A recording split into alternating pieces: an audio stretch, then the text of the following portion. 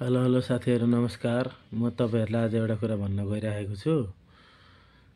यदि हजुरहरू पनि त्यो कुरामा संलग्न हुनुहुन्छ भने यही भिडियोको कमेन्ट मार्फत जानकारी गराउनु होला हैन। म एउटा टिम बनाउन गइरहेको छु।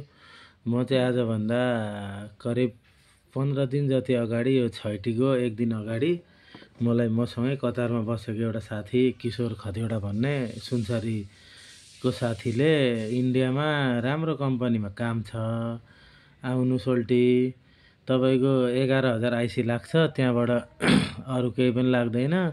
ट्रेनिङ दिएर पास हुनुभयो भने चाहिँ तपाईले महिनाको 50,000 जति नेपालको कमाउन सकिने रहेछ। त्यति हुँदाखेरि किन विदेश जानु र भनेर भन्यो।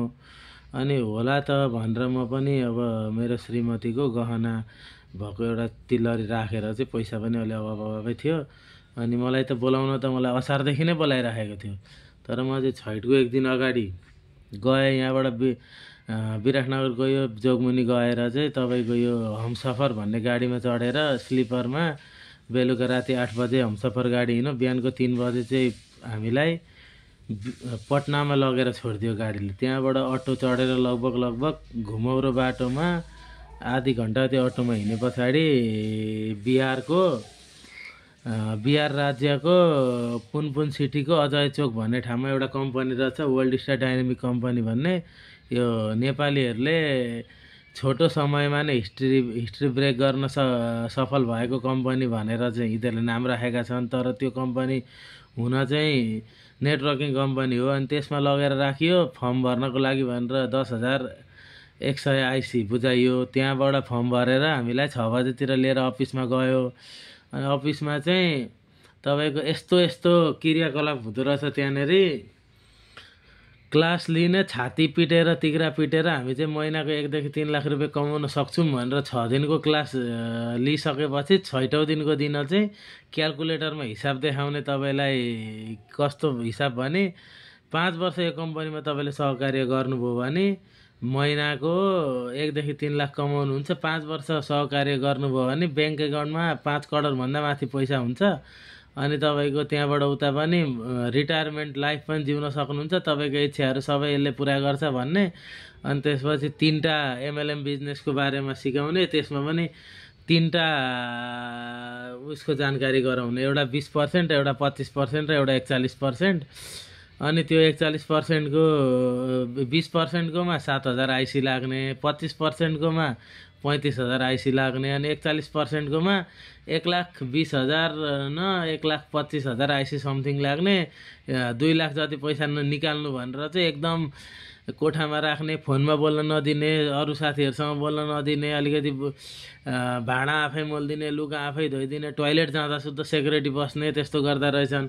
अनि 2 लाख रुपैयाँ पैसा निकाल्नको लागि चाहिँ यिनीहरूले यतिसम्म ब्रेन वास गराउन खोज्ने कि तपाईको 5 मिनेट पनि फ्रीली बस्न नदिने। एउटा मान्छे आउँछ, यस्तो गर्छ, खुट्टा ढोकेर कसम खान्छ, पाथिबारा माताको मरेको आमाको बाउको कसम खाएर मैले यति कमाएको छु 1 देखि 3 लाख रुपैयाँ भनेर एउटा चिरकटोमा यसो साइन गरेर एउटा स्टाम्प हानेर देखाउने गर्दा रहेछन्।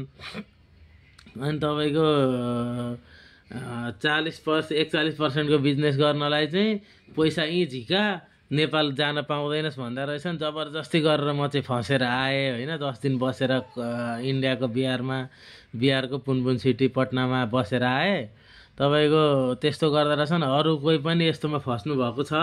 अब त्यहाँनेरि कम्पनीको नाम चाहिँ 6 महिना 1 वर्षमा चेन्ज हुँदो रहेछ। मैले बुझे अनुसार एकलटको मान्छे फसाइसक्यो अनि कम्पनीको नाम चेन्ज गर्यो। त्यस्तै ओरेन्ज भन्ने एउटा कम्पनी छ त्यही ठाउँमा।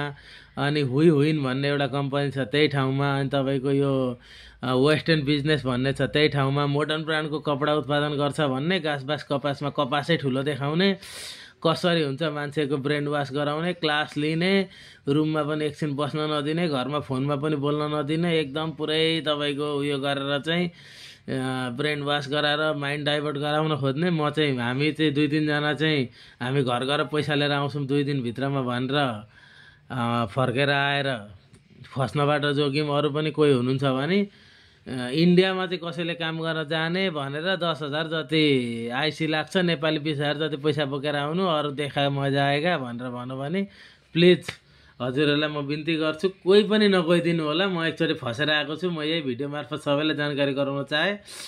कोही पनि नगइदिनु होला त्यो ठाउँमा। बिहारको पुनपुन सहर, बिहारको पटना स्थित पुनपुन सिटीको अजय चोक भन्ने ठाउँमा छ। अहिले त्यो कम्पनीको नाम वर्ल्ड स्टार डाइनामिक कम्पनी हो। एकदम फसाउँछन् तपाईँलाई। हामी फ्यामिली नै आएर बसेका छौँ भनेर माइन्ड वास गराउन खोज्छन्। कसरी हुन्छ 2 लाख रुपियाँ झार्छन्, अनि त्यसपछि तपाईँलाई 4 जना मान्छे बनाउनुपर्छ भन्छन्। त्यो बनाउन सकेन भने पैसै आउँदैन भन्छन्। के गर्छन् जसरी भए पनि तपाईँलाई एकदम माइन्ड डाइभर्ट गर्छन्। अलिकति दिमाग लगाउनु होला। कसैले यस्तो इन्डियामा काम छ है भनेर भन्यो भने कुन ठाउँमा भन्यो भने पटना साइडमा भन्यो भने नजानु, बरु नेपालमै दुःख गरेर खानु। मैले 20,000 फसाएर आएँ। 2 लाख रुपियाँ मेरै आफ्नै भिनाजुले फसाएर आइरहेछन्। अहिले मलेसियामा सेक्युरिटी गार्ड गर्दैछन्, ब्रेन वास गराउन खोज्छ। प्लिज तपाईँहरू पनि कोही हुनुहुन्छ भने यो भिडियो मार्फत सबैले बुझिदिनु होला, नजानु होला। हस्त, धन्यवाद।